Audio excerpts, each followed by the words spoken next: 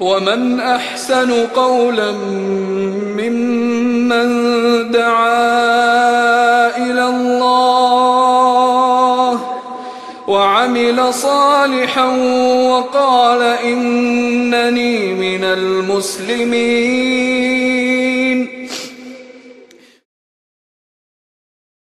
بسم الله الرحمن الرحيم. إن الحمد لله نحمده ونستعينه ونستغفره ونعوذ بالله من شرور أنفسنا ومن سيئات أعمالنا. من يهده الله فلا مضل له ومن يضلل فلا هادي له وأشهد أن لا إله إلا الله وحده لا شريك له وأشهد أن محمدا عبده ورسوله. أما بعد, syukur kita kepada Allah Subhanahu Wa Taala dengan izinnya dapat kita bertemu pada malam ini, dan saya kira ini adalah kali kedua kita bertemu di tempat ini, dan saya kira tanpa kita berlengah boleh kita terus kita lihat buku yang telah dicadangkan untuk dikuliahkan, iaitu buku yang bertajuk Jalan Golongan Selamat, karangan Syekh Muhammad bin Jamil Zainu. Tuan-tuan dan puan-puan, para ikhwah yang dikasihi Allah sekalian, kalau kita lihat buku Jalan Golongan yang Selamat, atau dalam judul bahasa Arabnya Minhaj Al-Firqah An-Najiyah wa Ta'ifah Al-Mansurah, ia adalah satu buku yang dikarang oleh seorang ulama zaman sekarang lah, walaupun beliau telah pun meninggal dunia baru-baru ni, tapi dia di antara buku semasa lah kita kira. Saya kira ada juga baiknya kita sebut sedikit sebanyaklah tentang penulis buku ni. Mungkin saya kira ramai daripada kalangan para ikhwah yang mungkin ada yang pertama kali mendengar penulis ni, iaitu Syekh Muhammad bin Jamil Zainu ni. Asalnya beliau rahimahullah dia orang Syria, dia lahir pada tahun 1925 di Syria, negara yang pada hari ini bergolak. Dan pada awalnya ketika di Syria dia adalah seorang guru, sebelum pada tahun 1978 beliau pergi ke Mekah, dan ketika sampai di Mekah beliau berkenalan dengan Syekh bin Baz, Syekh Abdul Aziz bin Baz, mufti Arab Saudi yang dahulu, dan akhirnya beliau dilantik sebagai seorang guru di sebuah sekolah ataupun di sebuah college yang dikenali sebagai Darul Hadis di Makkatul Mukarramah, di Mekah lah. Apa yang menarik tentang Syekh Muhammad bin Jamil Zainu ni adalah latar belakang dia, yang mana boleh kita ambil iktibar daripada latar belakang dia ni. Syekh Muhammad dia menceritakan tentang sejarah dia tu,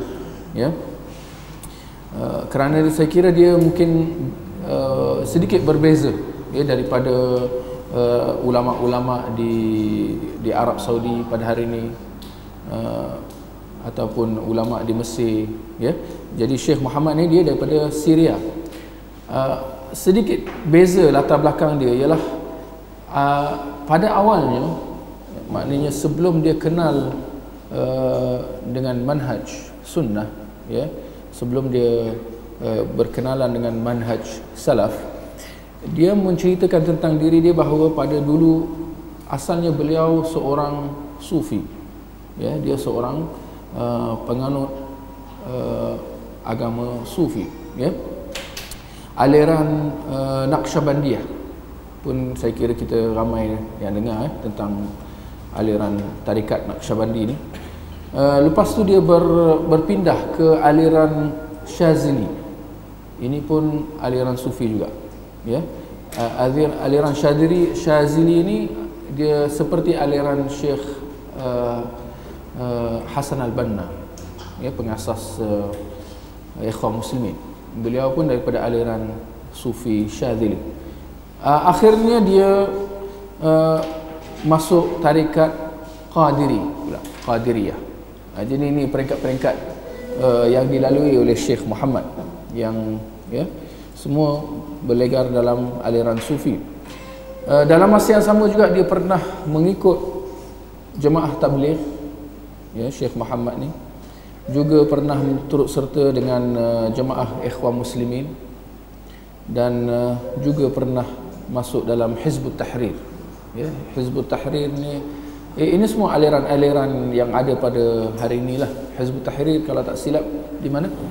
Di Lubnan, ya, kalau tak silap, ya. Kalau jemaah tabligh di India, kalau Ikhwan Muslimin di Mesir, ya. Hizbut Tahrir ni di Lubnan. Antara apa yang dicerita oleh Syekh Muhammad pada awalnya ketika dia dalam aliran Naqsyabandi, ya, apa yang dia lihat, ya, semasa dia bersama dengan penganut-penganut, ya, ajaran sufi ni, ya, adalah Syekh Sufi, ya, Syekh Sufi dia, ya, antara apa yang diamalkan ketika mereka berkumpul, ya, jauh sekali daripada majlis-majlis ilmu, ya, seperti yang kita adakan pada malam ni, ya. Sebaliknya aliran sufi kebiasaannya majlis-majlis mereka, ya, tidak lebih daripada majlis zikir, ya. Majlis zikir ya, mengikut cara mereka, ya. Kalau kita hakikatnya pada malam ini juga majlis zikir, ya, tetapi majlis zikir yang mengikut cara sunnah Nabi, iaitu dengan kita menuntut ilmu. Itu adalah majlis zikir kita. Tetapi di kalangan ahli sufi, mereka majlis zikir mereka, antara apa yang disebut oleh Syekh Muhammad adalah Syekh itu akan membahagi-bahagikan batu-batu klike, ya, kepada murid-murid lah, ya. Lalu Syekh itu akan menyuruh, ya, jemaah-jemaah yang hadir supaya membaca surah Al-Fatihah, surah Ikhlas. Lepas tu mereka akan disuruh supaya beristighfar dengan bilangan-bilangan yang tertentu, ya, dan berselawat pun dengan cara atau lafaz selawat yang tertentu, ya. Allahumma salli ala Muhammad adadad dawab. Ini lafaz-lafaz tentu yang, ya, mungkin kita tak biasa dengan lafaz selawat seperti itu, ya. Lalu akhirnya ini semua mereka lakukan dengan cara menguatkan suara, ya, secara kuat, ya, secara serentak beramai-ramai. Lalu akhirnya Syekh akan mengatakan, ada satu istilah yang digunakan yang disebut oleh Syekh Muhammad. Syekh Sufi itu akan mengatakan Ar-Rabitatus Syarif. Ar-Rabitah Asy-Syarif, terjemahan dia ikatan yang mulia. Apa yang dimaksudkan dengan ikatan yang mulia? Ini maknanya yang dimaksudkan di sini ialah ini peringkat-peringkat yang akan dilalui dalam majlis zikir itu, ya. Kira macam kalau bahasa mudah dia gear 1, gear 2, gear 3, gear 4, ya. Jadi sampai ke peringkat yang berikutnya, si Syekh tu kata Ar-Rabitatus Syarif, ikatan yang mulia. Yang dimaksudkan dengan istilah ini ialah jemaah-jemaah yang hadir perlu membayangkan wajah Syekh, ya, apabila mereka sebut zikir-zikir yang diajar oleh Syekh itu, ya. Kenapa perlu macam tu? Si Syekh tu mengatakan ini kononnya akan membuatkan mereka lebih khusyuk, ya. Bila tengah zikir, tentu sahaja bila nak bayang-bayang ni kena tutup mata, ya. Jadi sambil tutup mata tu kena bayangkan wajah Syekh, dan itu akan membantu kita khusyuk dan menghayati zikir-zikir yang dibaca, ya. Peringkat yang berikutnya, apabila mereka akan meninggikan suara dengan zikir dengan lebih lagi, ya. Barangkali mungkin sampai terjerit-jerit. Bahkan Syekh Muhammad mengatakan tidak kurang juga di kalangan hadirin yang mula melompat-lompat ketika tengah berzikir.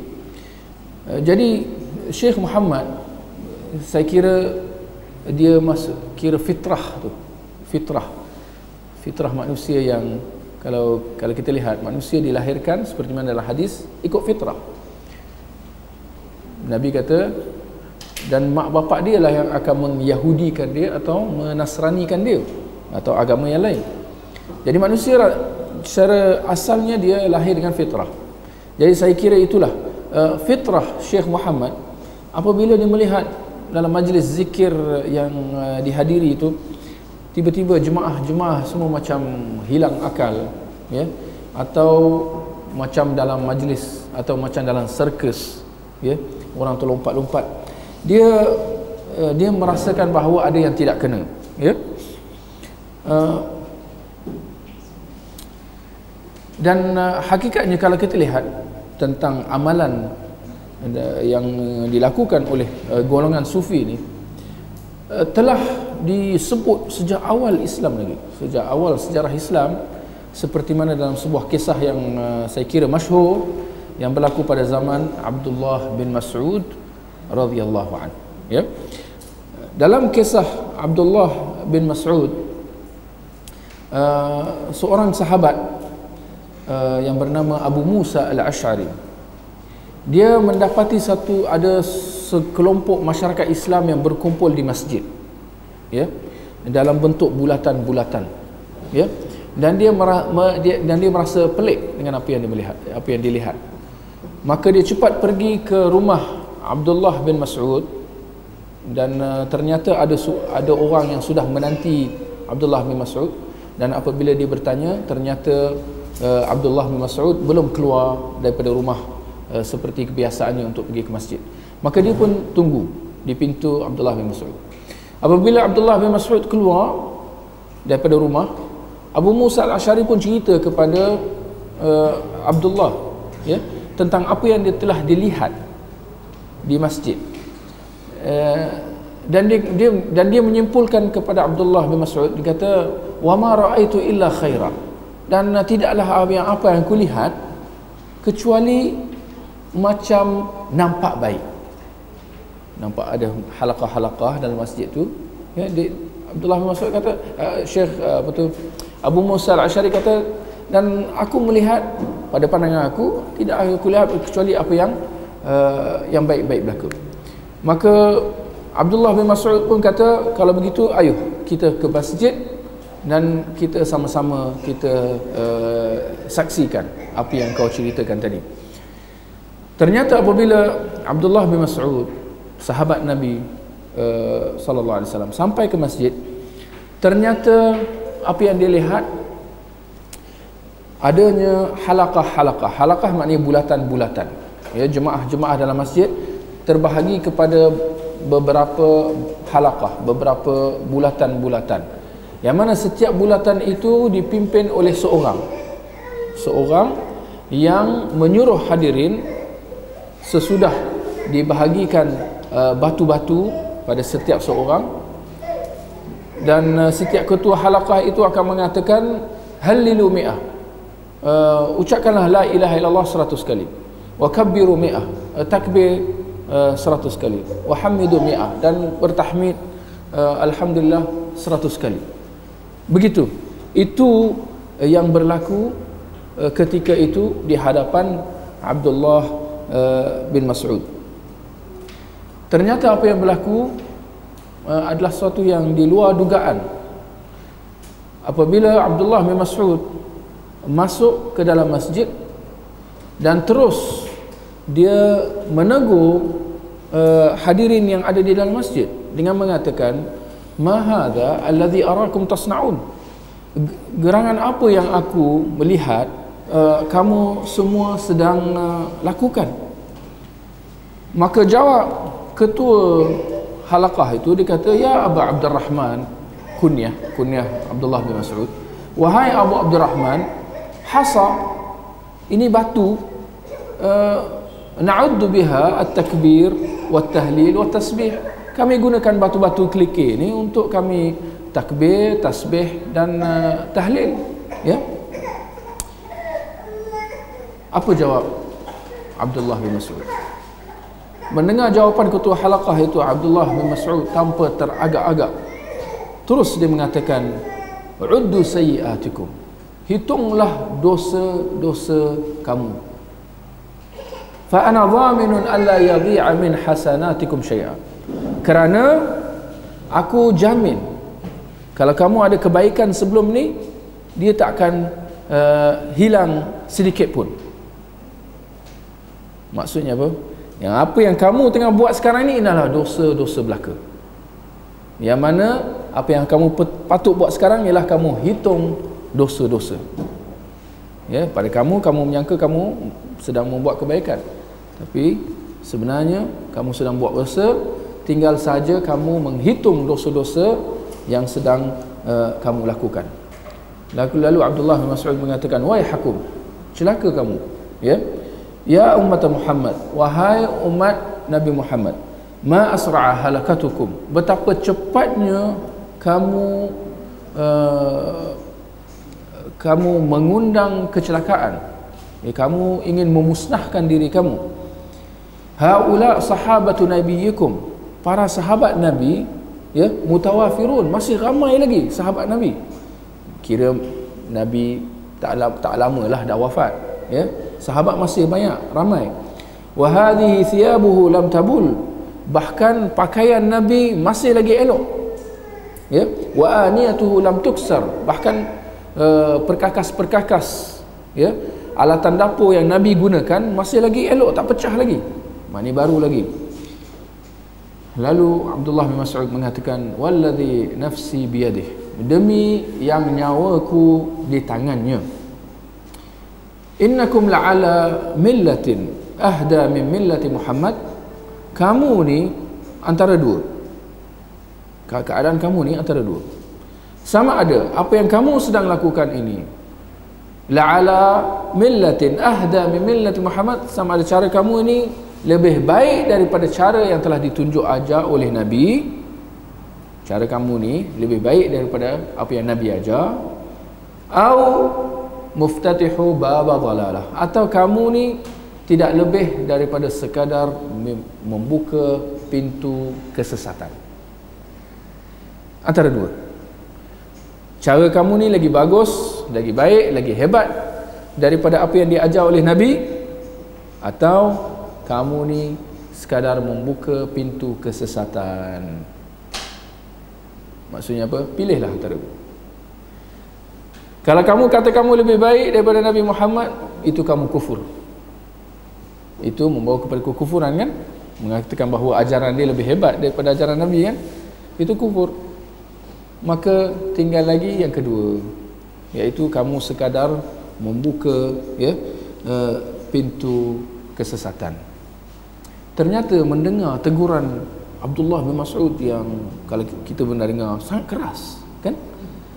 Tapi ternyata kalau kita bahasa kita lah, kalau dah degil itu degil jugalah. Si ketua halaqah tu masih lagi boleh jawab. Dia nak buka mulut lagi tu. Dia kata, ya Abu Abdurrahman, wahai Abu Abdurrahman, ma aradna illa al-khair, kami ni hanya nak benda yang baik je. Kalau kita bahasa kita, ini kan baik. Ini dah, hujah ni dah digunakan 1300 tahun lebih lepas yang lalu. Wahai Abdurrahman, kami hanya inginkan kebaikan. Lihat apa jawab Abdullah bin Mas'ud. Dia mengatakan,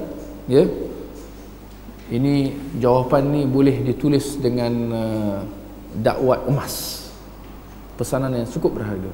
Wa kam min muridin lil khairi la yusibahu, dan betapa ramainya orang yang inginkan kebaikan tetapi mereka tidak mengecapinya, tidak memperolehinya.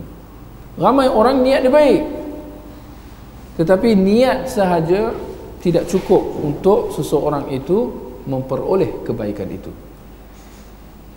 Dengan erti kata lain, niat kena baik, kena ikhlas, dan cara juga tak kurang pentingnya. Cara untuk kita nak dapat kebaikan itu juga perlu betul. Ya. Kisah Abdullah bin Mas'ud tadi diriwayatkan oleh Imam Ad-Darimi dan isnadnya dihukum sebagai hasan. Ya.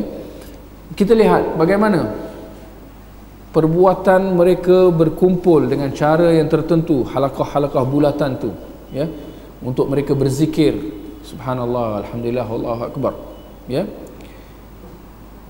Cara tu, zikir memang dituntut, zikir memang dituntut, kan, subhanallah, alhamdulillah, Allahu akbar, ini semua zikir-zikir yang dituntut.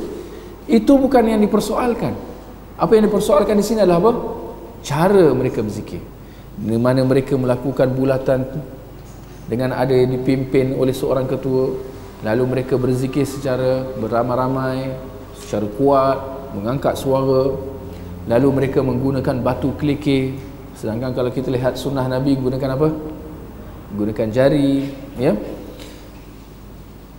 Maka ini yang ditegur oleh Abdullah bin Mas'ud. Dengan erti kata lain,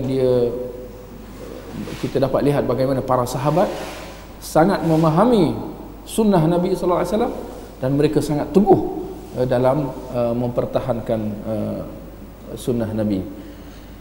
Kembali kepada Syekh Muhammad bin Jamil Zainu tentang halaqah zikir yang dia telah hadiri, ya, oleh syekhnya sufi itu, tentang istilah ar-rabitatus syarif, ikatan yang mulia, di mana murid tu bila dia nak berzikir, pejam mata sambil zikir, kena bayangkan apa? Wajah syekh. Baik, bagaimana dengan cara macam ni? Boleh? Tak boleh? Bagus? Tak bagus? Ya? Dalalah. Ya? Betul lah tu. Tanpa kita sedar, perbuatan macam tu. Dan saya kira memang amalan ini memang tersebar di kalangan orang-orang sufi. Memang ini antara caranya lah. Tak kurang juga, kadang-kadang dalam dompet tu dia ada simpan gambar syekh tu. Agak-agak dah lupa muka syekh tu macam mana, dia buka lah. Okey, dia refresh, kan.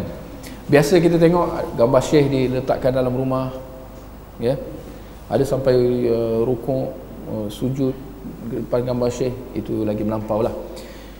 Tapi perbuatan bila nak zikir kena bayangkan gambar syekh, percaya atau tidak, itu boleh menjurus kepada syirik. Syirik, menyekutukan Allah. Kenapa? Kerana dia menyalahi ikhlas. Bila kita nak berzikir, sepatutnya bila kita nak zikir itu kita zikir kenapa? Untuk siapa? Kalau bukan kerana Allah Subhanahu Wa Taala, kan? Itu baru zikir kita diterima. Tapi bagaimana kalau orang tu bila berzikir dia tak ingat Allah? Dia duk terbayang siapa? Terbayang syirik. Bukankah ini syirik? Kalau ini bukan syirik, kita tak tahu apa tu syirik. Ini jelas, ya, insya-Allah. Sebagaimana firman Allah, wa'budullah wa la tusyriku bihi syai'a, dan sembahlah Allah dan janganlah kamu menyekutukan Allah dengan sesiapa pun, ya. Maka kita dalam beribadah, kita tak boleh nak lakukan ibadah itu sama ada dengan cara terbayang ke atau kita nak niatkan ke, kecuali untuk Allah semata-mata. Tidak boleh diniatkan untuk para malaikat, tidak boleh kita nak niatkan ibadah kita itu untuk para rasul, sedangkan ini semua adalah makhluk-makhluk yang mulia, para malaikat, para rasul. Ini kan pula syekh.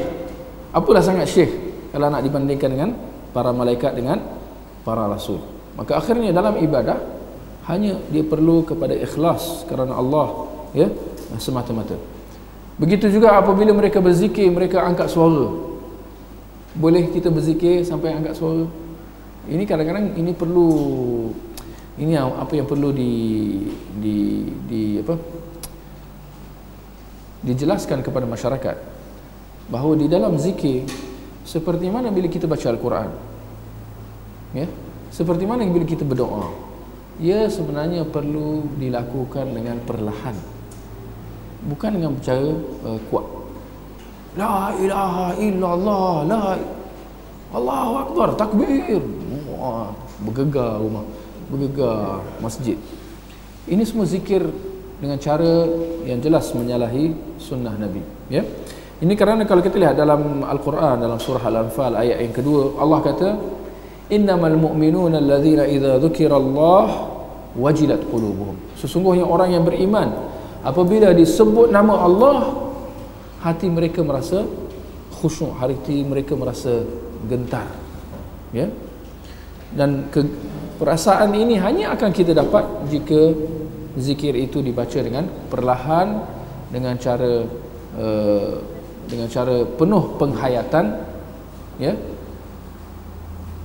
Baru kita akan dapat baru akan wujud sifat apa? Perasaan gentar, merasa kehebatan, kebesaran Allah Subhanahu Wa Taala. Adapun kalau dibaca dengan kuat, itu jelas dia akan membawa kepada yang lain, ya. Juga seperti mana dalam sebuah hadis yang sahih daripada riwayat Abu Dawud, ya. Apabila pernah pada satu ketika Nabi masuk ke dalam masjid, ya. Nabi mendengar bacaan-bacaan para sahabat, mereka membaca Al-Quran secara sendiri-sendiri, ya. Tapi itu ada sebahagian mengangkat suara ketika membaca Al-Quran, dan Nabi menegur, ayyuhan nas kullukum yunaji rabbah. Nabi tegur, kata, wahai manusia, setiap kamu sedang bermunajat dengan Tuhannya. Apa arti munajat? Apa arti munajat? Kita pun biasa kadang-kadang kita dengar zikir munajat. Munajat itu perkataan bahasa Arab, yunaji, munajat. Dalam hadis yang kita baca ni, Nabi menggunakan perkataan munajat. Kullukum yunaji rabbah. Setiap kamu bermunajat dengan Tuhannya. Apa arti munajat? Hah? Kurang tepat. Ini orang Melayu ke? Apa arti munajat? Percaya atau tidak? Lepas ni kena buka kamus. Seingat saya, ya, munajat maknanya berbisik-bisik. Berbisik-bisik, ya, bercakap dengan kalau dalam munajat kita maknanya kita bercakap dengan Allah. Tapi perkataan yang digunakan dalam munajat maknanya adalah berbisik-bisik. Ya Allah. Bukan ya Allah. Itu bukan munajat, itu menjerit. Ya. Nampak? Jadi Nabi kata kullukum yunaji rabbah. Setiap kamu bermunajat dengan Tuhannya. Fala yajhar ba'dukum ala ba'din bil qira'ah. Maka jangan seseorang kamu mengangkat suaranya atas saudaranya, fatu'dzul mu'minin. Kerana akhirnya kamu akan mengganggu sesama kamu. Semua nak angkat, kan? Kamu akan mengganggu orang-orang yang lain, ya, yang ada di dalam masjid, ya, atau di tempat itu, ya. Maka ini yang Syekh Muhammad bin Jamil Zainu, dia merasa pelik dengan apa yang dilihat. Ini awal-awal dia lah, ya, sebelum dia kenal sunnah, sebelum dia kenal manhaj salaf lah, ya. Dan juga apa yang dia perasan tentang kaedah tarbiyah, dipanggil kaedah tarbiyah, yang digunakan oleh syekh-syekh sufi. Kalau kita lihat dalam tarikat sufi secara amnya, fokusnya dia lebih kepada akhlak, ya. Orang-orang sufi, mereka masing-masing dia ada dia punya keutamaan, ya. Kalau ikhwan muslimin dia ada keutamaan dia lain, Hizbut Tahrir ada keutamaan dia lain, ya, Usamah bin Laden ada keutamaan dia lain. Ini semua kelompok-kelompok dalam Islam lah yang kita lihat pada hari ini. Orang sufi, kalau kita lihat, fokusnya lebih kepada akhlak, mendidik akhlak supaya berwatak dengan perwatakan yang mulia, ada sifat-sifat mahmudah, ya. Antaranya dengan cara zikir itulah, ya. Zikir itu akan, cara mereka tu, mereka mengatakan ini antara kita mendekatkan diri kita kepada Allah, kita akan dapat memperhambakan diri kita kepada Allah supaya kita dapat apa? Kita dapat tunduk, kita dapat apa orang kata merendahkan diri kita ya dengan Allah Subhanahu Wa Taala.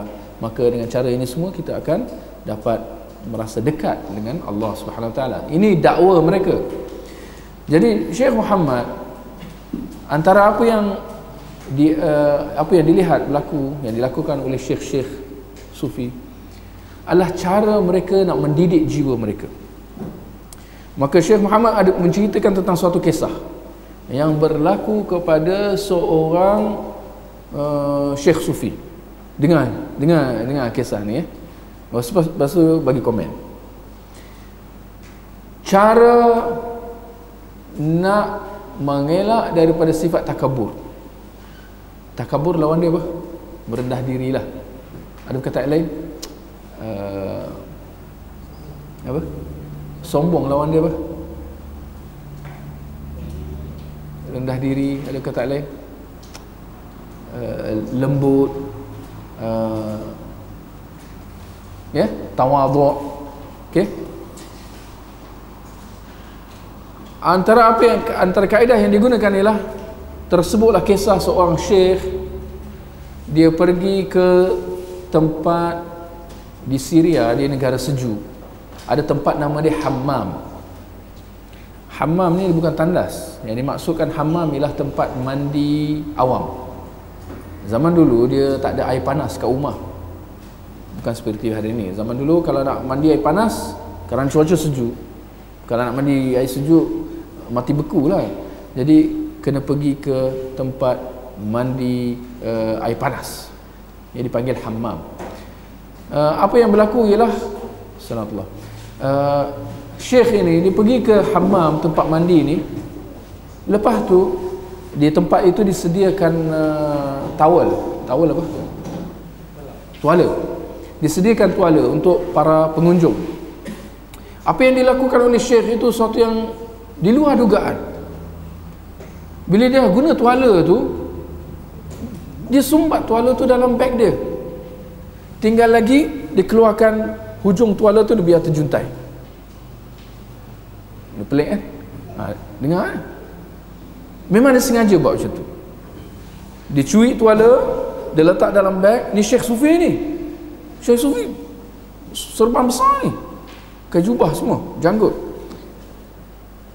Masukkan tuala, biar hujung tu terjuntai. Bila dia keluar saja dia bagi orang nampak. Memang dia nak bagi orang nampak. Tuan penjaga hammam tu nampak, "Hei, pencuri!"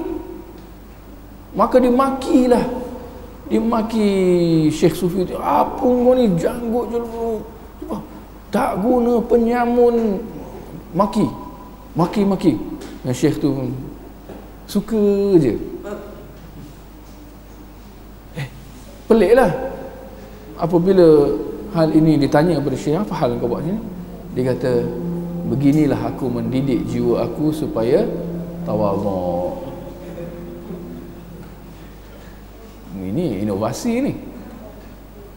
Okay. Kisah kedua.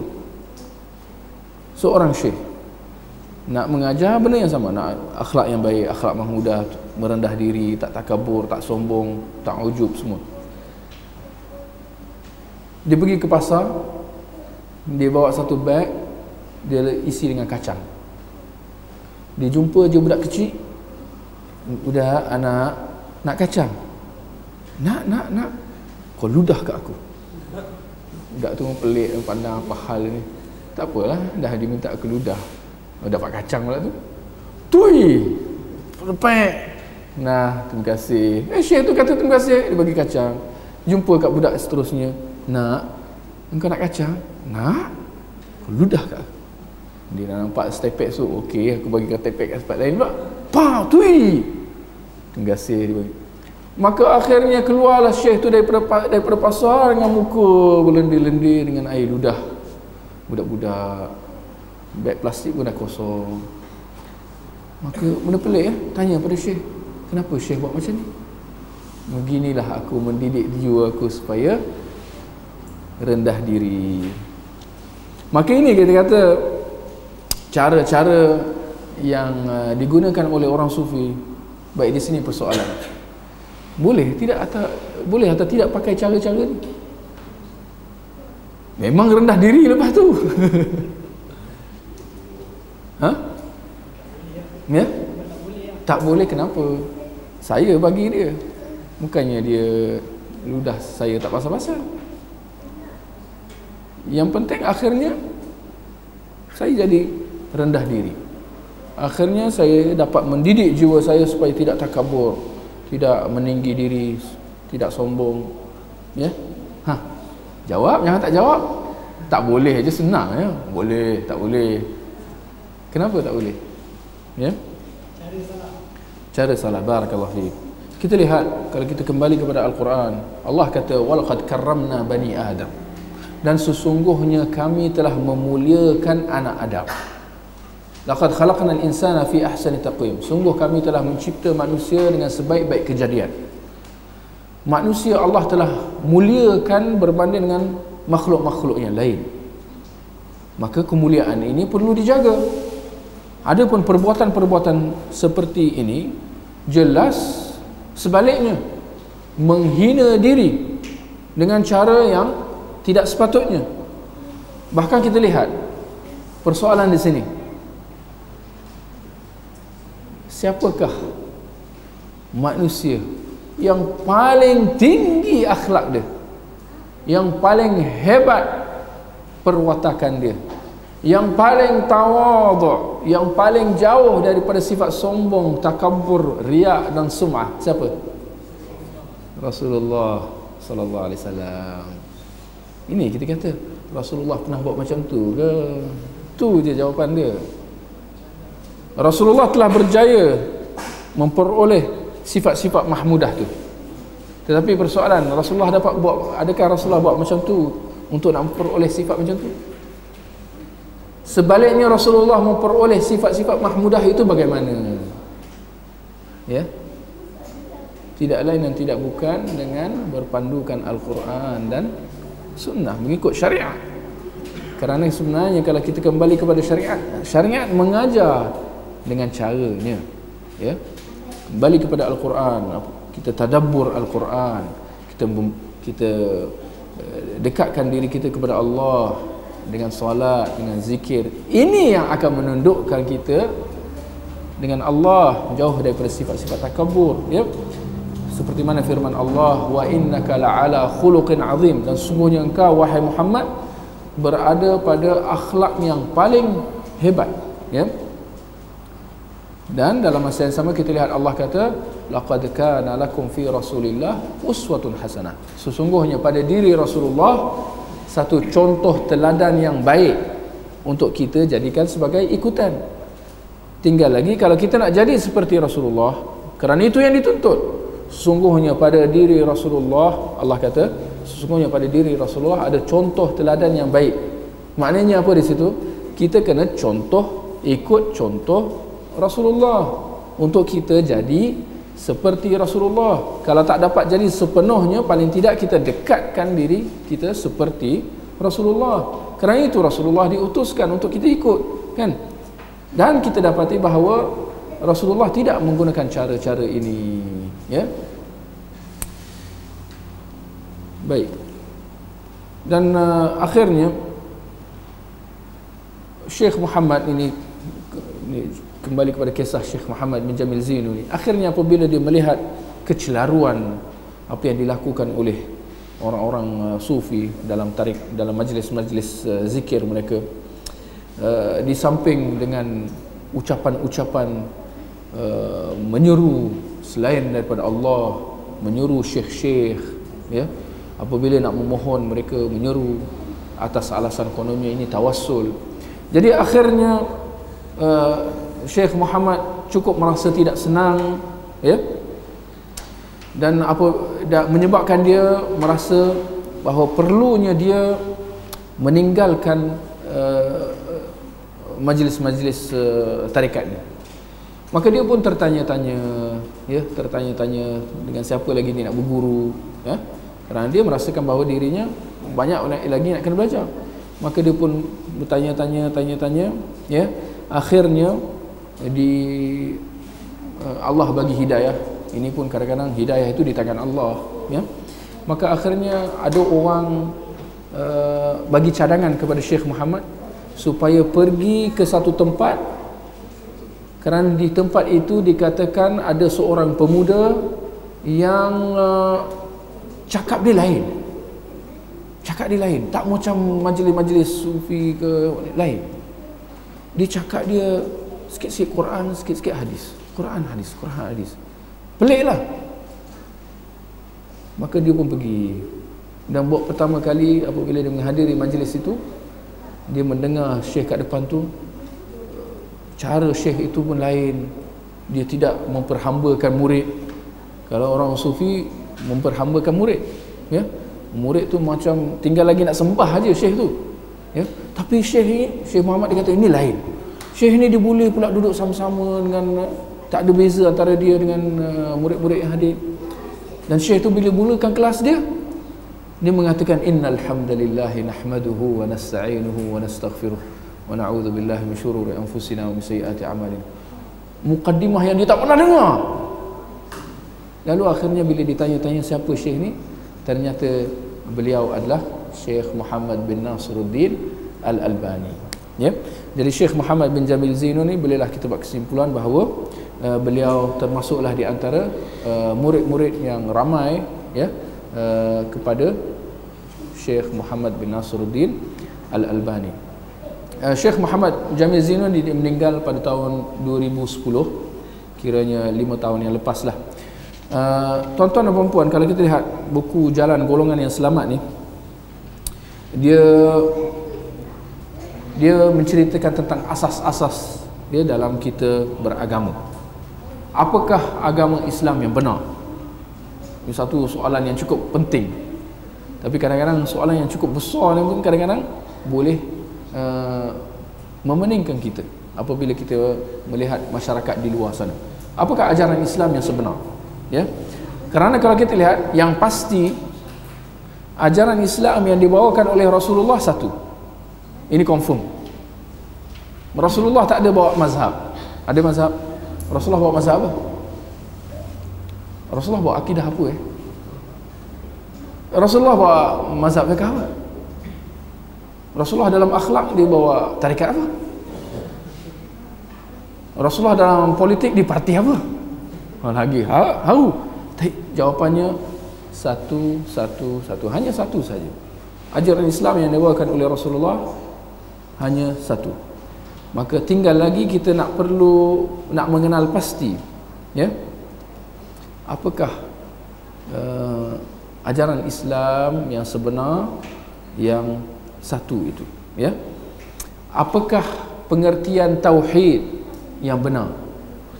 Seperti mana apakah pengertian syirik yang sebenar? Kerana ini ternyata adanya perbezaan pendapat di kalangan orang Islam sendiri dalam mereka nak mendefinisikan tauhid, dalam mereka nak mendefinisikan apa tu syirik. Ada kalanya benda yang terang-terang menyembah kubur, tetapi mereka kata ini tauhid, ini sebahagian daripada tauhid, ya. Apakah dia pengertian kufur, pengertian nifaq, pengertian iman, beriman dengan Allah dengan erti kata yang sebenar? Bagaimana kita berinteraksi dengan sunnah Nabi SAW, dan bagaimana kedudukan sunnah di dalam agama? Kita tahu ada Quran, yang kita ada hadis atau sunnah Nabi. Bagaimana interaksi kita dengan sunnah? Jangan terkejut, di kalangan masyarakat ada berbagai cara dan metod dalam mereka berinteraksi dengan sunnah. Kerana akhirnya itulah dia terhasil bermacam-macam firqah-firqah, ya, gara-gara metod atau manhaj yang digunakan berbeza. Juga bagaimana dengan kedudukan bid'ah?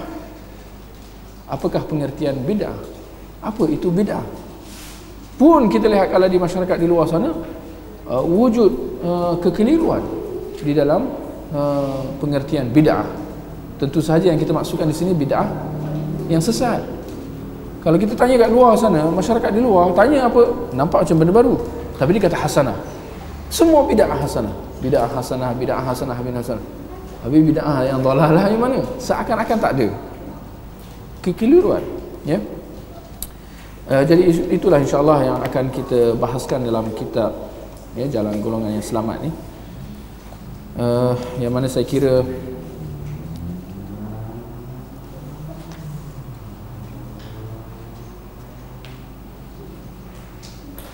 bila dah kita lihat halaman 1, kita baca sikitlah ya. Bahagian 1, golongan yang selamat. Golongan yang selamat. Dari mana datang istilah golongan yang selamat ni ya, atau al-firqah an-najiyah dalam bahasa Arab? Kita lihat Syekh Muhammad memulakan dengan firman Allah, wa'tasimu bihablillahi jami'an wa la tafarraqu, dan berpeganglah kamu semua kepada tali yakni agama Allah dan janganlah kamu bercerai-berai. Ali Imran ayat 103. Ayat ini jelas menuntut supaya umat Islam bersatu di bawah tali Allah, yakni di bawah agama Allah, dan tegahan daripada kita berpecah belah, tak kira dalam apa juga, sama ada dalam hal akidah atau dalam hal ibadah atau dalam hal urusan negara, urusan politik, apa juga kita ditegah daripada berpecah belah. Sebaliknya kita disuruh supaya bersatu, kerana seperti yang kita sebutkan tadi, kerana agama Islam yang dibawakan oleh Rasulullah adalah satu. Bahkan agama Islam itulah yang akan menyatukan kita. Tidak ada yang lain yang akan menyatukan kita. Kita lihat, wala takunu minal musyrikin, dan janganlah kamu termasuk di kalangan orang-orang yang menyekutukan Allah. Orang-orang musyrikin, jangan jadi seperti orang-orang musyrikin, iaitu orang-orang yang memecah belahkan agama mereka dan mereka menjadi berpuak-puak ya. Mereka menjadi beberapa golongan, atau mereka menjadi berpuak-puak, berparti-parti, bermazhab-mazhab ya. Setiap golongan merasa bangga dengan apa yang ada pada golongan mereka, apa yang ada pada mereka. Kita lihat ayat pertama, tuntutan supaya kita bersatu ya di bawah agama Allah, menegah kita berpecah. Lalu kita lihat dalam dalil yang kedua, Allah menegah kita daripada menyerupai orang-orang musyrikin, orang-orang kafir. Antara ciri utama orang-orang kafir, orang-orang musyrikin adalah apa? Mereka berpecah belah ya. Kenapa mereka berpecah belah? Kerana mereka tidak berpegang dengan agama Islam. Jelas, mereka orang-orang kafir, orang-orang musyrikin, mereka meninggalkan agama Allah. Maka hasilnya apa? Mereka berpecah belah ya. Jadi sifat berpecah belah, berparti-parti, bermazhab-mazhab, berkumpulan-kumpulan, berpuak-puak, sifat ini sinonim dengan orang kafir, seperti mana ayat di depan kita. Itu satu. Yang kedua, sifat golongan yang berpuak-puak ini, Allah kata apa? Setiap golongan berbangga dengan apa yang ada pada mereka. Boleh faham? Masing-masing, setiap parti itu, setiap puak, setiap tarikat, setiap mazhab, apa jugalah, berbangga dengan kumpulan masing-masing. Dengan perkataan lain, setiap kumpulan syok sendiri. Itu bahasa mudah dia lah. Masing-masing mengatakan aku bagus, aku bagus, engkau tak bagus. Masing-masing kata aku masuk syurga, engkau masuk neraka. Itu. Tapi yang peningnya, masing-masing kata aku masuk syurga, engkau masuk neraka. Jadi percanggahan di situ. Bukan antara dua, bahkan kalau 3, 4, ada 5, 10 kumpulan, masing-masing mengatakan aku masuk syurga, engkau masuk neraka. Jelas apa yang mereka dakwakan ini adalah batil. Kerana mustahil mereka semua masuk syurga dan mustahil semua masuk neraka. Mesti ada yang satu yang benar. Betul? Di kalangan umat Islam itu semua secara keseluruhan. Ya. Baik.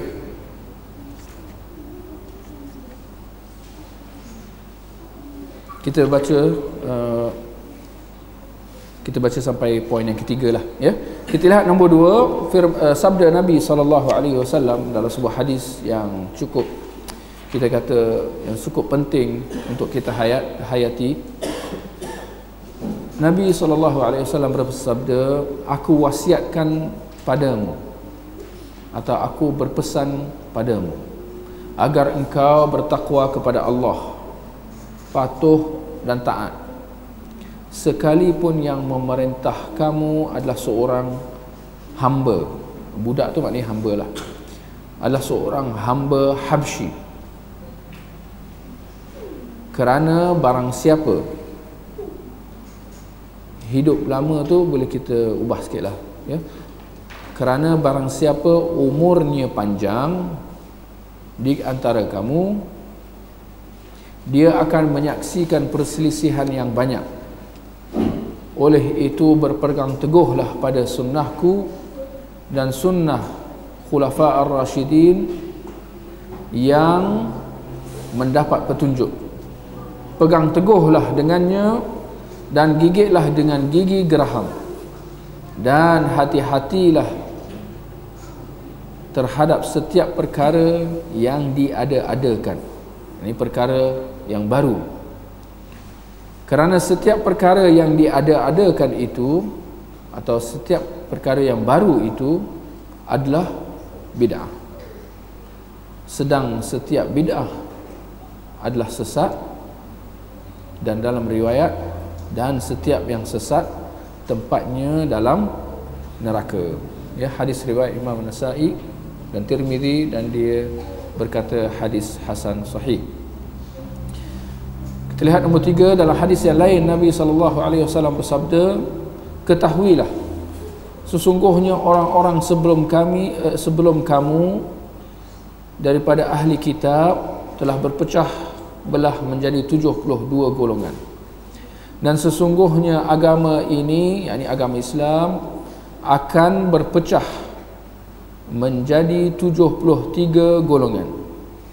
72 golongan tempatnya di dalam neraka, dan 1 golongan di dalam syurga, ya, iaitu al-jamaah. Yang ini yang masuk syurga tu, yang satu yang masuk syurga adalah al-jamaah, ya. Hadis riwayat Imam Ahmad dan yang lain. Kita lihat nombor 4, dalam riwayat lain disebutkan semua golongan tersebut tempatnya di dalam neraka kecuali 1 yang aku dan para sahabatku meniti di atasnya, ya. Daripada hadis inilah datangnya istilah at-taifah al-mansurah, iaitu golongan yang selamat. Istilah golongan yang selamat ni datang daripada hadis dalam poin yang ketiga dan keempat tu. Golongan yang selamat, maknanya selamat daripada api neraka. Kerana Nabi menyebutkan bahawa umat Islam akan berpecah kepada 73 kumpulan. Nabi dah kata dah sejak 1400 tahun lepas bahawa umat Islam akan berpecah. Bahkan disebut di situ 73 kumpulan. 72 masuk neraka, Nabi kata 72 masuk neraka, hanya 1 yang selamat. Jadi yang 1 yang selamat inilah yang diistilahkan sebagai golongan yang selamat, ya. Dan insya-Allah dalam kuliah yang akan datang kita akan bincangkan dengan lebih lanjut tentang siapa golongan yang selamat, ya, atau bagaimana kita nak tergolong di kalangan mereka yang selamat, ya. Baik, saya ingat cukup sekadar itu untuk kita pada malam ni. Kalau ada sebarang pertanyaan sebelum kita tutup majlis. Bagaimana dengan pasal tasbih, dia pakai tasbih kan masa zaman Nabi masih hidup lagi, ada orang, ada sahabat kira pakai batu tu, Nabi ada tak kata tak, satu ni tak kata tidak. Pada zaman Nabi ada sahabat yang kira pakai batu, dan Nabi tak kata apa-apa. Pertamanya perlu dilihat riwayat tersebut, ya. Dan saya hampir pasti bahawa jika riwayat itu ada, pasti dhaif. kalau bukan palsu. Ya. Kerana dalam masalah zikir, para ulama sepakat bahawa sunnahnya mengikut apa yang Nabi lakukan adalah Nabi berzikir, ya, dengan jari jemari baginda sallallahu alaihi wasallam, ya.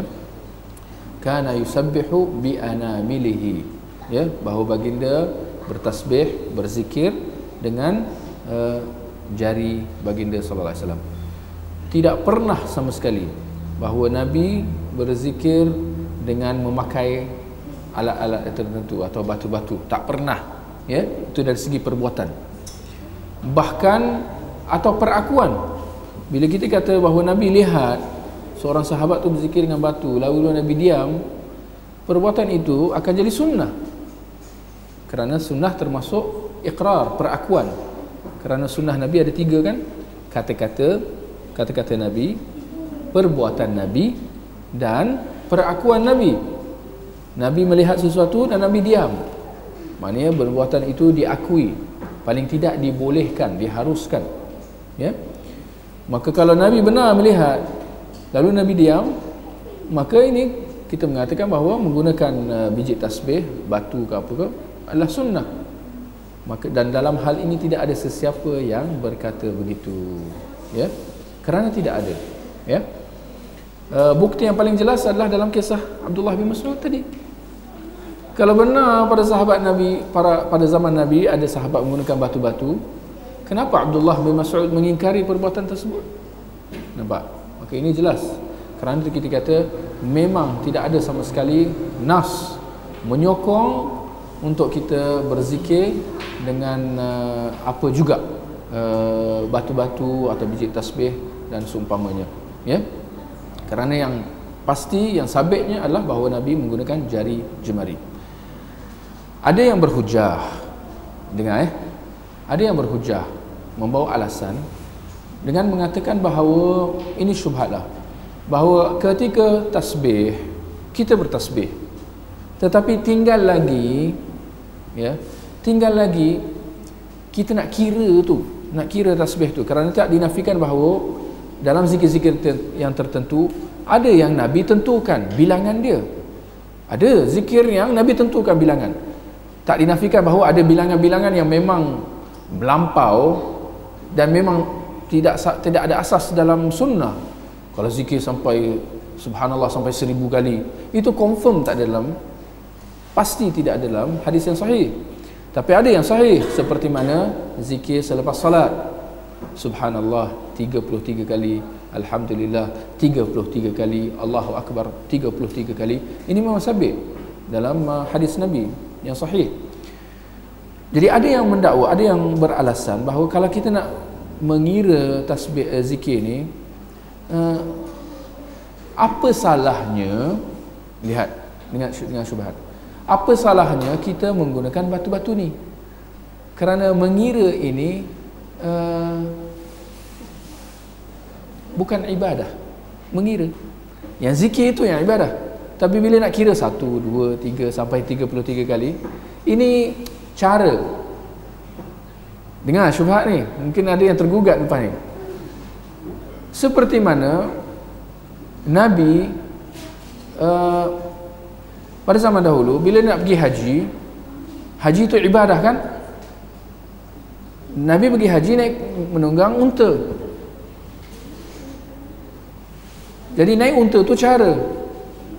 Adakah kita nak kata bahawa kalau macam tu, kalau nak pergi haji naik unta baru menepati sunnah Nabi sallallahu alaihi wasallam?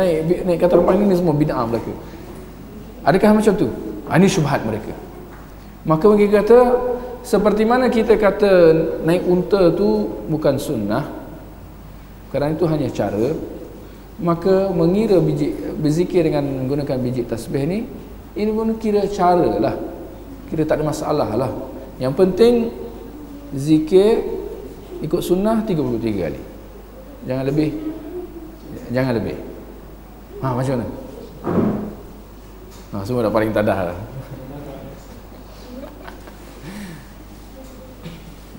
Ada jawapan?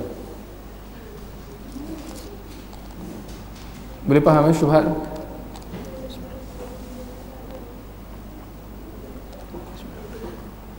Kita katakan di sini tidak dinafikan bahawa hujah mereka itu seakan-akan ada kebenarannya. Seakan-akan. Nampak macam betul. Tetapi kita katakan di sini, pertama, kita kata yang pastinya Nabi guna jari atau batu? Pasti jari. Nabi menggunakan jari. Pasti. Ada keraguan? Tidak ada keraguan. Pernah tak Nabi gunakan sekali batu atau yang lain? Tidak pernah. Itu yang pasti. Sepanjang hidup Nabi sehingga Nabi wafat. Itu yang pertama. Yang kedua, zikir ini adalah ibadah. Kan? Itu secara prinsip. Dan yang ketiga, kita kata Nabi kalau dia nak menggunakan batu, boleh tak? Boleh tak? Batu zaman Nabi ada ke tidak ni? Ada lah. Jangan pula ada yang kata cukur jilid ni tak ada zaman Nabi, sebab tu Nabi tak cukur jilid. Nak batu zaman Nabi ada. Mana kalau Nabi nak gunakan batu, boleh sahaja. Tetapi ternyata Nabi tak guna. Menunjukkan apa? Di situ kita menyanggah syubhat tadi. Menunjukkan bahawa Nabi menggunakan jari dengan sengaja. Nabi memang sengaja gunakan jari. Kerana kalau Nabi nak gunakan batu atau benda yang lain, Nabi boleh. Tapi Nabi tinggalkan. Nabi tak tengok pun. Boleh faham? Maka Nabi menggunakan jari-jari ini dengan sengaja. Maknanya memang Nabi nak pilih jari-jari berbanding dengan batu. Maka ini petunjuk buat kita bahawa menggunakan jari jemari adalah sesuatu yang dianjurkan, kerana itu yang dipilih oleh Nabi SAW. Adapun syubhat mereka bahawa Nabi naik unta, kita mengatakan bahawa itu beza, kerana zaman Nabi tidak ada kapal terbang. Boleh nampak? Kalau zaman Nabi ada kapal terbang, lalu Nabi tak tengok kapal terbang, kita macam tu hari ni. Zaman Nabi ada kapal terbang, ada kereta, tapi Nabi tak tengok pun, Nabi tak ingin pun, Nabi tu tak pilih unta. Kita kata ya, kita pun macam tu. Tetapi tidak seperti itu. Jadi kita beza antara contoh perbandingan yang mereka bawakan itu. Maka akhirnya kita kata sunnah Nabi adalah menggunakan jari jemari. Tinggal lagi sejauh mana penggunaan biji tasbih itu, sejauh mana boleh tak boleh. Ini kalau kita nak bincang lebih jauh, tak ada masalah. Ya, sejauh mana biji tasbih itu tak boleh. Adakah sampai haram atau hanya makruh atau mubah? Ini kalau nak bincang lebih lanjut tidak ada masalah. Tapi yang pastinya kita kata menggunakan jari jemari lebih afdal. Itu pasti. Ya. Bahkan kita kata ini kita nak cuik perhatian mereka yang menggunakan biji-biji tasbih ni. Mereka kata, kenapa mereka nak gunakan biji tasbih? Kenapa? Itu keistimewaan janganlah. Bagi yang mudah, alasan yang paling basic lah. Alasan yang paling basic. Senang nak kira lah kan. Kadang-kadang kan dia dah tengok biji tasbih tu kan. Kalau 33, lepas tu batu dia besar sikit kan. Okey, dah sampai 33. Okey, zikiran seterusnya lah pula kan. Subhanallah 33 kali. Dia dah sampai batu besar. Okey. Dah sampai 33 kali. Okey, dia kena tukar. Alhamdulillah pula 33 lagi. Sampai batu besar lagi, dia berhenti. Kan? Nak kira lah. Kita kata di situ, bukankah itu akan mengurangkan khusyuk? Kerana tak kira. Subhanallah, tak kira. Berbanding kalau kita menggunakan jari, apa? Kita akan lebih fokus. Kita akan mengambil perhatian apa yang kita duk buat ni. Kita sedang mengira. Subhanallah. Jangan laju sangat, nanti kan tak kira. Nampak? Dengan boleh lebih berpada-pada. dengan di situ secara tidak langsung akan ada lebih penghayatan. Nampak? Apa pun kita kata wa khairul huda huda Muhammad, dan sebaik-baik petunjuk adalah petunjuk cara contoh yang dibawakan oleh Nabi sallallahu alaihi wasallam. Bahkan kita tambah di antara malapetaka, ini perkataannya, malapetaka yang dibawa oleh biji-biji tasbih ini adalah, saya tak nafikan, mungkin pada zaman dulu maksimum dia 33 batu, ataupun mungkin paling tidak sampai 70 atau 100, kerana itu bilangan yang ada dalam sunnah Nabi sallallahu alaihi wasallam dalam zikir lah. Ya, antara hadis Nabi kata, sungguh aku beristighfar astaghfirullah minimum dalam sehari 70 kali Nabi istighfar sehari. Tapi kita kata antara malapetaka yang dibawa oleh biji-biji tasbih ini adalah apabila bilangan itu sudah melampau, sudah lebih. Zikir subhanallah 200 kali, 300 kali, bahkan tak kurang juga kita dengar tasbih 1000 kali. Cuba nak kira dengan jari, tak cukup jari nak kira. Maka kerana itu dia terpaksa bawa biji-biji tu. Kerana tu lagi hebat, syekh tu lagi besar dia punya biji tasbih. Kenapa? Kerana lagi besar bid'ah yang dibawa. Maka itu adalah kesesatan. Nampak? Maka kerana itu kita kata, memang kita kata lebih afdal untuk kita menggunakan jari jemari. Paling tidak dia akan secara tidak langsung atau langsung mengekang kita daripada buat bid'ah. Supaya bila orang kata tasbih 1000 kali, kita boleh balas balik, jari aku tak cukup lah nak tasbih 1000 kali. Bahkan itu bukan sunnah Nabi SAW, dan itu lebih penting. Ya, baik, ada insyaAllah ada soalan yang lain. Orang lain pula. Ada hadis yang spesifikkan kaedah guna jari? Kalau kita boleh guna kaedah? Ya, ada atau tidak cara spesifik untuk kita, bila kita dah kata sunnah, bila kita zikir kita guna jari jemari, ada tak hadis yang menspesifikkan cara kita berzikir? Ya, jawapannya tidak ada. Tidak ada. Yang ada hanya berbentuk umum, bahawa Nabi kana yusabbihu bi anamilih, atau kana yadhkurullah bi anamilih, atau kama qala, bahawa Nabi apabila bertasbih atau berzikir, baginda menggunakan anamilih. Anamilih maknanya jari jemari lah. Ya, jari jemari. Tinggal lagi macam mana kita nak kira, kita kata itu terpulang kepada cara masing-masing. Ya, kita tak boleh nak tetapkan satu kaedah yang tertentu, kerana Nabi tak tetapkan.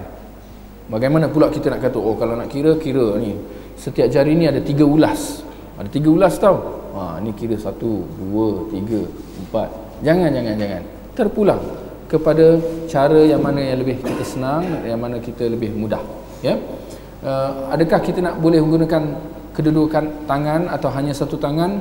Pun kita kata tidak ada nas spesifik mengkhususkan supaya kita kalau kita nak zikir kita guna tangan kanan sahaja. Tidak ada nas jelas seperti itu. Ya. Bahkan zahirnya dia bersifat umum. Maknanya apa? Kalau seorang itu kalau dia nak berzikir dengan kedua-dua tangan, maknanya dia kira 1, 2, 3 sampai sini, niat sambung sini, kita kata tidak ada masalah. Ya, tidak ada masalah.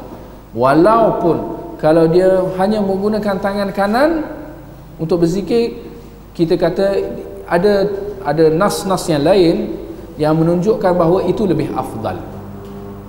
Itu lebih afdal. Ya, bahawa Nabi suka menggunakan tangan kanan ya dalam urusan harian dia. Maksudnya untuk benda-benda baik Nabi gunakan tangan kanan. Ya, maka begitu juga dengan berzikir. Tapi kalau seorang tu kalau dia nak gunakan dua-dua jari, kita kata tidak ada masalah. Ya, boleh insyaAllah. Saya baca buku dalam madrasah isi Imam Syafi'i beragama. Di dalam tu dia beritahu yang Khilafah Rasyidin ada dulu. Betul? Siapa? Umar dulu. Umar bin Abdul Aziz. Itu sebahagian pendapat. Ya. Yang pastinya ya 4 Abu Bakar As-Siddiq, Umar Al-Khattab, Uthman bin Affan, Ali bin Abi Talib, dan mereka pun hidup atau khilafah mereka, zaman pemerintahan mereka berturut, ya, satu demi satu. Yang empat ni, ada sebahagian ulama berpandangan mereka merangkumkan Umar bin Abdul Aziz. Beliau daripada silsilah nasab Umar Al-Khattab, ya. Tetapi dia datang kemudian dalam sekitar 70-80 Hijrah.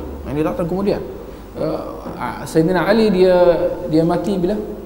Dia meninggal dunia tahun bila?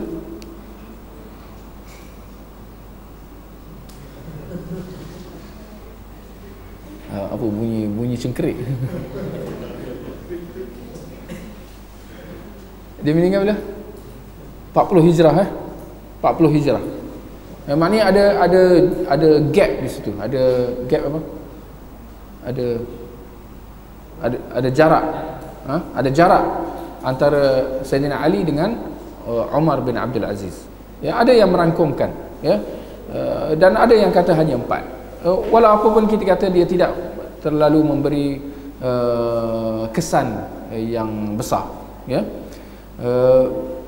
Ini kerana mengenangkan Umar bin Abdul Aziz, zaman pemerintahan dia, hakikatnya dia menjadi khalifah. Pada awalnya dia gubernur, tapi akhirnya dia jadi khalifah. Tetapi jangka masa dia jadi khalifah pun dalam 2 tahun saja, ya, lepas tu dia meninggal dunia, ya. Baik,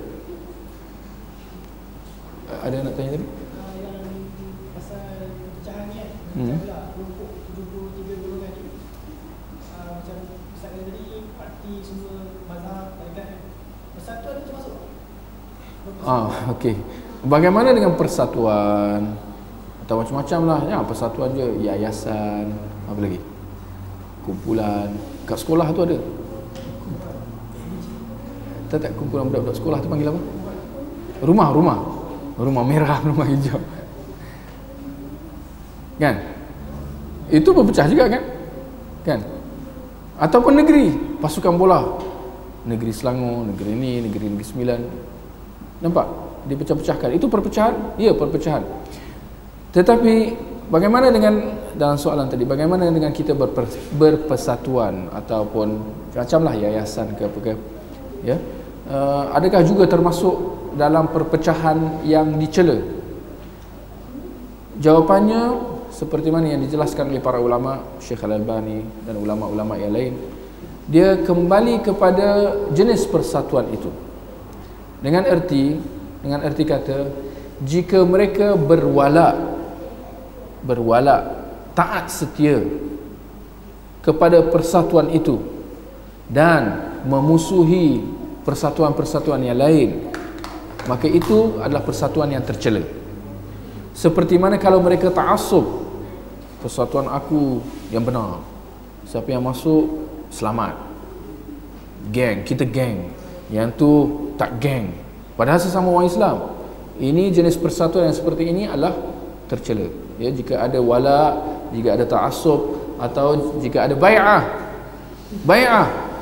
nak masuk persatuan, bai'ah depan syekh sahaja, aku tak tahulah apa macam-macam lah di bai'ah, atau dia salam syekh tu ke, aku berjanji untuk taat setia dengan kau, hidup mati, susah senang, anak aku kahwinkan dengan kau wahai syekh. Apa lagi jenis bai'ah? Setiap bulan aku bayar yuran ke apa ke. Siapa pecah bai'ah ni, pecah perut dia, macam-macam lah jenis lafaz bai'ah, ya. Kalau aku keluar daripada persatuan ni, maka tertalaklah isteri aku. Tak pasal-pasal isteri tu talak, padahal dia yang buat hal. Ini adalah bai'ah yang batil. Tidak ada seperti ini. Bahkan ini adalah jenis persatuan atau jenis kelompok yang jelas tercela, bercanggah dengan Islam, ya. Adapun kalau sekiranya persatuan itu atau kumpulan itu matlamatnya tidak lebih daripada hanya untuk menggembeleng tenaga, untuk membantu dalam sesuatu yang ma'ruf, satu benda yang baik, mereka bergabung tenaga untuk merancang masing-masing dengan kepakaran masing-masing, kan? Mereka bertukar-tukar pandangan, memudahkan untuk mereka berkumpul, berinteraksi, berkomunikasi, kan? Kan kadang-kadang contoh persatuan guru-guru. Mereka bidang guru, dan dalam guru ni adalah macam-macam lah cabaran, ada macam-macam masalah. Maka mereka nak berkumpul untuk bertukar-tukar fikiran cara nak mengajar. Kalau nak mengajar budak dia satu macam mana? Ada cara dia.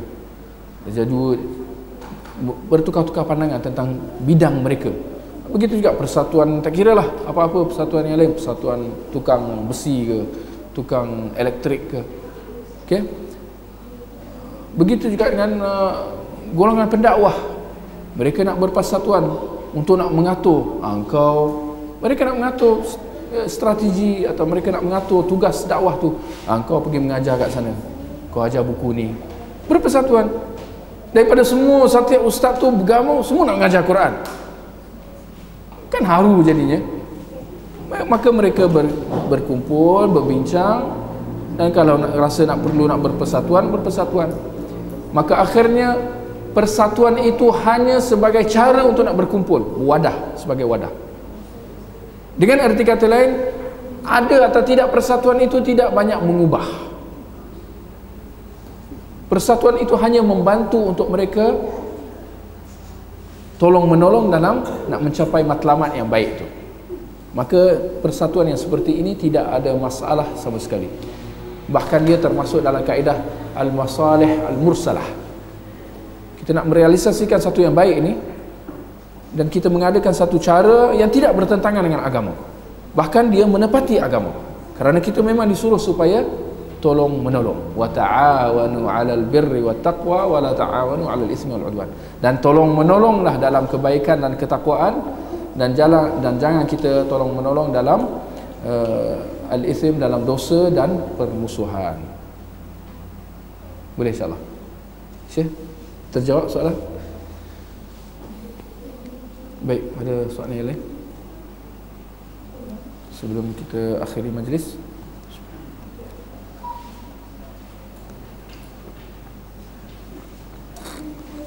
Bagaimana dengan text message? Kita ucap Assalamualaikum ataupun Bismillah, tapi tak payah. Sebab Assalamualaikum, salam tu kan kita tahu kita bila berjumpa kan.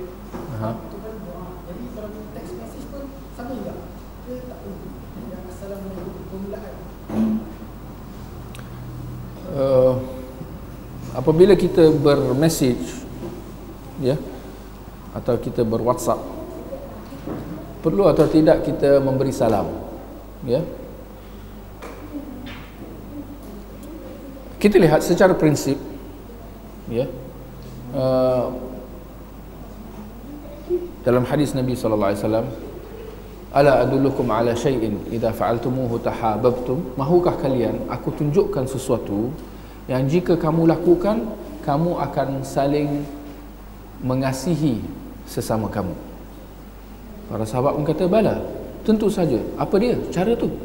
Maka Nabi kata, afshus salama bainakum, sebarkan salam sesama kamu, bukan berikan salam. Nabi kata sebarkan. Beza antara dua perkataan tu. Sebarkan salam di antara kamu, ya. Dan apabila para ulama membincangkan tentang memberi salam dan menjawab salam, para ulama mengatakan bahawa ucapan memberi salam adalah sunat muakkad, satu sunat yang sangat dituntut, tetapi menjawabnya adalah wajib. Okay? Ini prinsip, ini secara prinsip.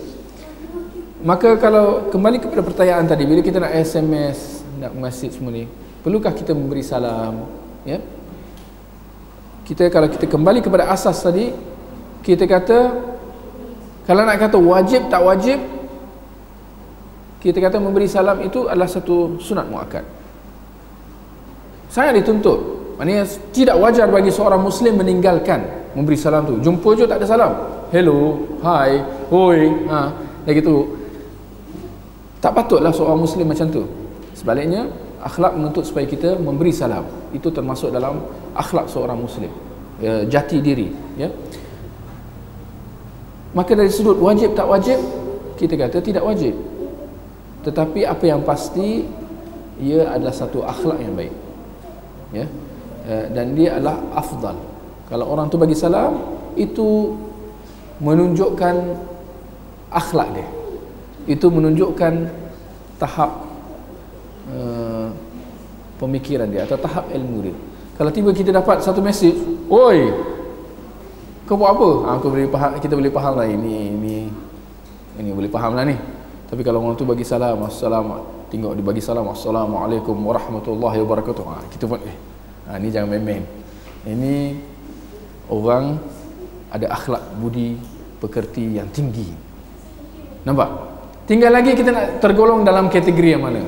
Kita nak tergolong di dalam kategori orang woi, hoi, macam-macam, atau kita nak tergolong di kalangan orang yang ada budi pekerti, akhlak yang tinggi, yang bila bertegur sapa, bahkan dalam bermesej, dia mengucapkan salam. Dan bukan dia bagi salam ke? Salam S-A-L-A-M. Tak, dibagi dengan betul. Assalamualaikum. Ya? Boleh insyaAllah. Dia assalamualaikum ke dia assalamualaikum? Assalamualaikum ke assalamualaikum? Ini ejaan ke? Ini kalau dalam masalah ejaan, dalam masalah rumi ini tidak ada masalah. Ya? Kerana ini Rumi pun dia hanya nak cuba kerana asalnya adalah dalam bahasa Arab. Asal Arab, bila nak tulis bahasa Arab, itu kena betul. Alif, lam, sin, lam, alif, mim, itu satu huruf. Alaikum, satu lagi huruf. Itu dalam bahasa Arab kena betul. Tapi bila sebut transliterasi dalam bahasa Rumi, ini orang kata apa? Kebiasaannya orang kata yang penting sebut tu betul. Bila eja tu ASS ke ASSSS berapa, yang penting bila sebut tu betul, jangan keluar lain. Jadi kedudukan huruf tu tidak terlalu menjadi keutamaan, ya. Boleh insyaAllah. Sebab kadang-kadang hari tu ada orang bincang pasal insyaAllah. InsyaAllah ni kena berapa huruf? Cuba jawab sikit. InsyaAllah berapa huruf? Jadi mereka, insyaAllah jangan tulis satu huruf. InsyaAllah jangan satu huruf. Dia kena berapa? Dia kena berapa huruf? Berapa perkataan? Sorry. Kena 3. In, I, nun. Nun pula. I, N. Sya'a, shi, S, Y, A. Kita kata itu tak payah. Itu dalam masa Rumi, ya. Yang penting keluar sebut tu betul. Itu aja. Ya. Kerana yang menjadi permasalahan adalah bila kita eja dalam bahasa Arab. Itu kena tepat. Ya. Bila nak sebut insya-Allah tu dia kena alif nun satu kataan, sya'a satu kataan, Allah satu kataan. Baik, insya-Allah.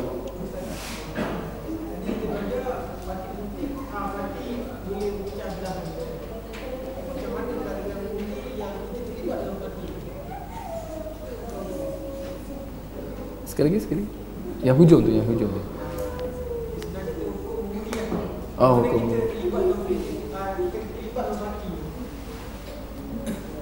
Saya ingat soalan tu kita tangguh dulu lah. Nanti dia akan coming soon, insyaAllah. Dalam buku ni banyak lah, insyaAllah. Ya. Tak apa, lebih tepat lagi nanti nak pilihan raya lah baru kita cerita. Ya. Sebab kita kalau boleh kita nak elakkan daripada masalah kepartian. Kerana ini semua mengeruhkan suasana harmoni di antara orang-orang Islam. Lebih-lebih lagi dalam zaman fitnah sama sekarang. Kita hidup dalam zaman fitnah, di mana ajaran agama diketepikan. Sebaliknya sentimen kepartian, ta'assub, sokong membuta tuli dan memusuhi lawan secara membuta tuli sesama umat Islam berlaku dengan dalam suasana yang cukup tidak baik. Maka kerana itu kita sedaya upaya kita kena elakkan daripada membincangkan tentang perkara-perkara yang boleh mengeruhkan suasana harmoni di kalangan umat Islam. Tapi dalam masa yang sama kebenaran perlu disampaikan juga. Tetapi insya-Allah lah secara sedikit demi sedikit, ya. Insya-Allah. Boleh? Baik, saya kira cukup sekadar itu untuk kita pada malam ni. Ya, kita akhiri dengan tasbih kafarah. Subhanakallahumma wa bihamdik asyhadu an la ilaha illa ant astaghfiruka wa atubu ilaik.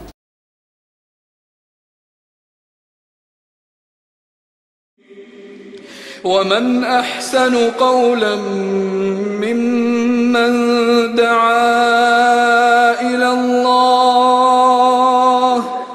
وعمل صالحا وقال إنني من المسلمين